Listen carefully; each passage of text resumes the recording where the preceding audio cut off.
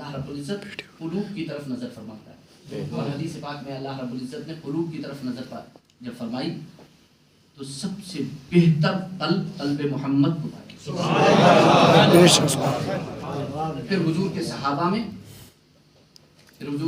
میں اسی طریقے سے پھر، اور یہی روح کی پاکیزگی فیصل اور حکم تھی میدان کربلا کے اندر۔ یہی روح کی پاکیزگی فیصل اور حکم تھی میدان کربلا کے اندر، وگرنہ اعمال تو ان کی جھولی میں بھی بظاہر موجود تھے، اعمال تو ان کی جھولی میں بھی بظاہر موجود تھے۔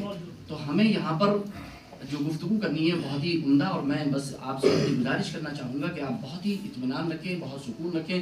ہو سکتا ہے کبھی کبھی گفتگو جب میں کروں تو اس میں ایسے ثقیل الفاظ آ جائیں کہ آپ کو لگے کہ یہ تو بڑے جو ہے وہ پیچیدہ الفاظ ہیں اور بڑے ثقیل الفاظ ہیں اور اس کا معنی شاید سمجھ میں نہیں آئے، لیکن کوئی نہ کوئی مترادف آ جائے گا انشاءاللہ کہ جس سے آپ کو اس کا معنی سمجھ میں آ جائے گا۔ میں نے اس کو اپنی تحریر سے اس لیے نہیں مٹایا ہے کیونکہ وہ عقل والوں کی تحریر ہے، وہ علم والوں کی تحریر ہے، اور میری یہ جرت نہیں ہے، جسارت نہیں ہے کہ میں ان کے کلمات کو وہاں سے ختم کر دوں۔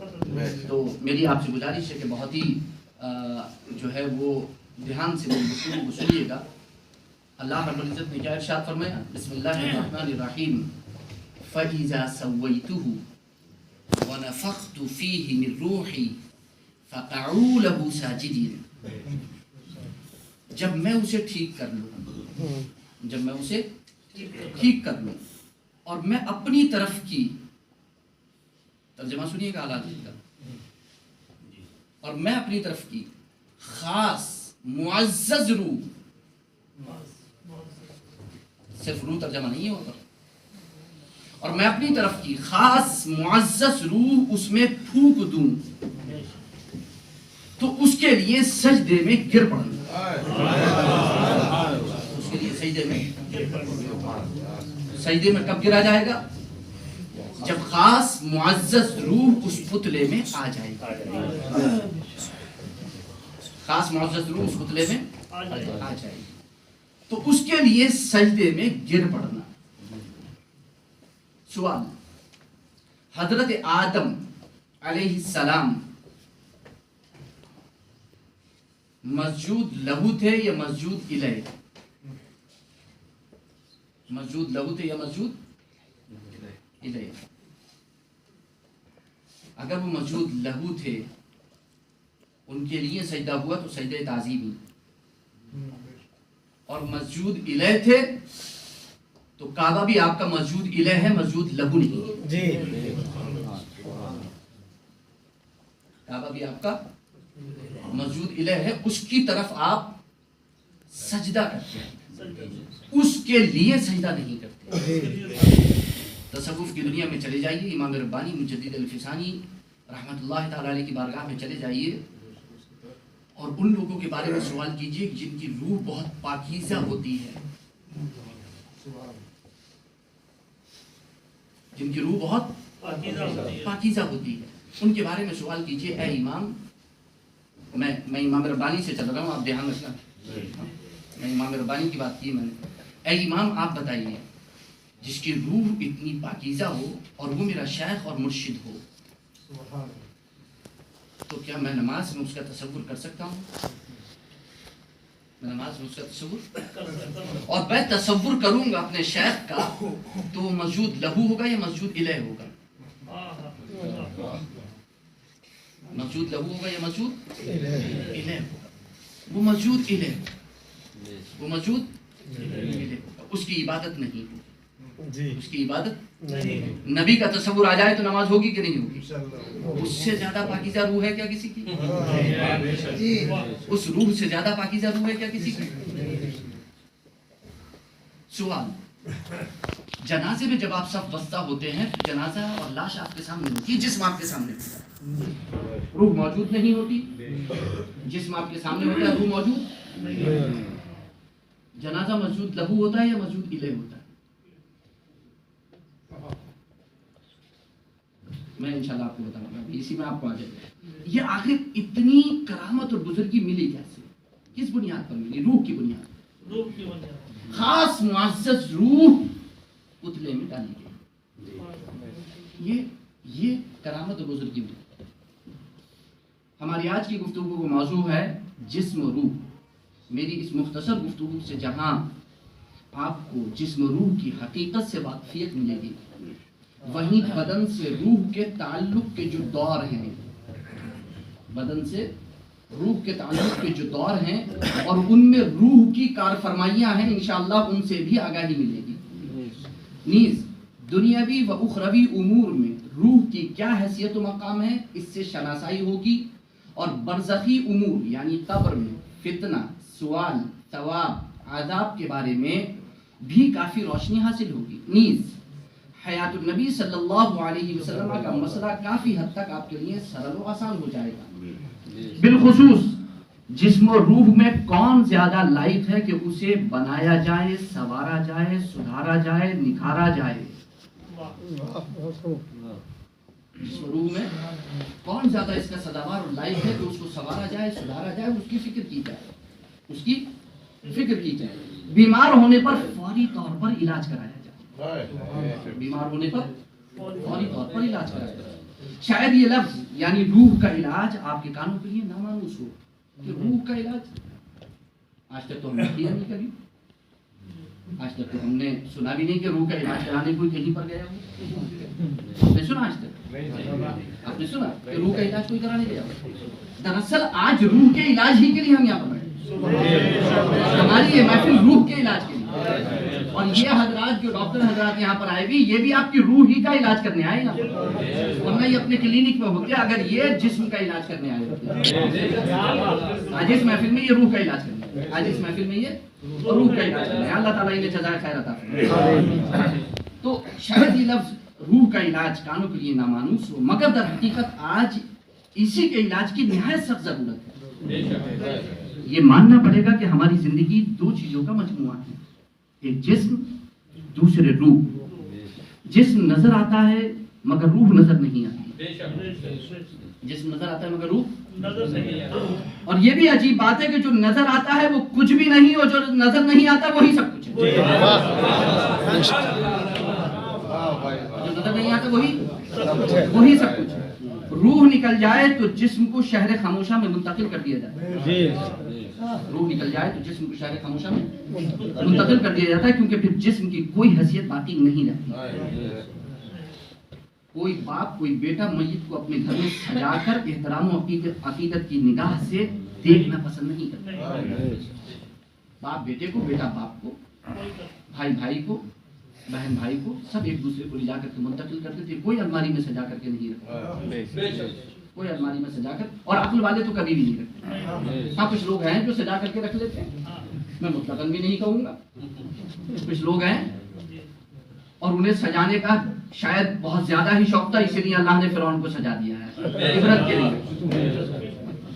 تو سجانے کا زیادہ شوق تھا، اس لیے اللہ نے فرعون کو آج تک میوزیم میں وہ سجا ہوا ہے. دیکھو عبرت حاصل کرو. سجانا چاہتے تھے نا تو دیکھو عبرت حاصل کرو. دیکھو یہاں ایک بات اور ذہن میں رکھنی ہے کہ اللہ رب العزت نے انسان کے لیے جس دین کو پسند فرمایا،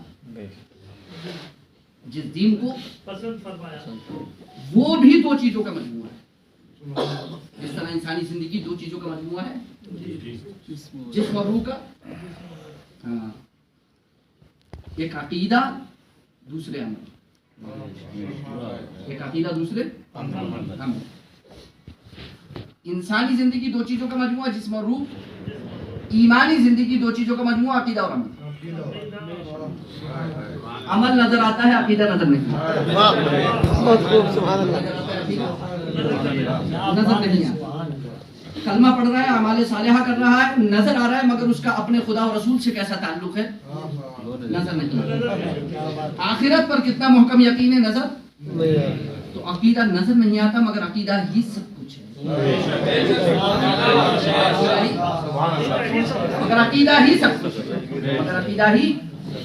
عقیدہ نکل جائے تو عمل بے جان ہو جائے گا. روح نکل جائے تو جسم بے جان ہو جائے گا. عقیدہ نکل جائے تو عمل بے جان ہو جائے گا. عمل بے جان ہو جائے گا. عقیدہ جسم اسلامی کے لیے روح کی حیثیت رکھتا ہے. جسم اسلامی کے لیے جس طرح روح جسم انسانی کے لیے. عقیدہ جسم اسلامی کے لیے روح کی حیثیت رکھتا ہے. ہم جتنی کوشش جسم کو سنوارنے کی کرتے ہیں اتنی کوشش روح کو سنوارنے کی کر لیں تو قسم اس ذات کی جس کی قبضہ قدرت میں میری جان ہے، ہماری آخرت سنور جائے، ہماری ہر بگڑی بن جائے. ہماری ہر بگڑی بن جائے. جسم بگڑ جائے تو ڈاکٹر کے پاس جایا جاتا ہے، لیکن روح بگڑ جائے تو کہاں جایا جاتا ہے؟ جسم بگڑ جائے تو ڈاکٹر کے پاس جایا جاتا ہے، روح بگڑ جائے تو کہاں جایا جاتا ہے؟ درسگاہ و خانقاہ میں جایا جاتا ہے. میرے ایک ایک لفظ کو بہت غور سے سننا. درسگاہ ہاں، مگر یاد رکھیں اسی درسگاہ و خانقاہ کا آپ کو رخ کریں جن کی خود کی روحیں بیمار نہیں ہیں، مگر انہی خانقاہ اور درسگاہوں کا رخ کریں آپ جن کی خود کی روحیں بیمار نہیں ہیں، جنہیں خود کے علاج کی ضرورت ہے وہ دوسروں کا کیا علاج کریں؟ جنہیں خود علاج کی ضرورت ہے وہ دوسروں کا علاج کیا کریں؟ کیونکہ جو خود بیمار ہیں وہ آپ کا علاج کیا کریں گے؟ جسم کی بیماری صحت و جمال، بہت غور سے سننا. جسم کی بیماری صحت و جمال، مال و جاہ اور اعزہ و احباب سے دور ہوتی ہے، مگر روح کی بیماری علم و اخلاق سے دور ہوتی ہے. روح کی بیماری علم و اللہ کے رسول سرور کونین صلی اللہ علیہ وسلم نے کیا ارشاد فرمایا؟ ان الرجل لا يدرك بحسن خلقه درجة قائم الليل وصائم النهار. ایک انسان اپنے حسن اخلاق کی بنیاد پر رات بھر اللہ کی بارگاہ میں کھڑا رہنے والے اور دن بھر روزہ رکھنے والے کے مقام پر فائز ہو جاتا ہے.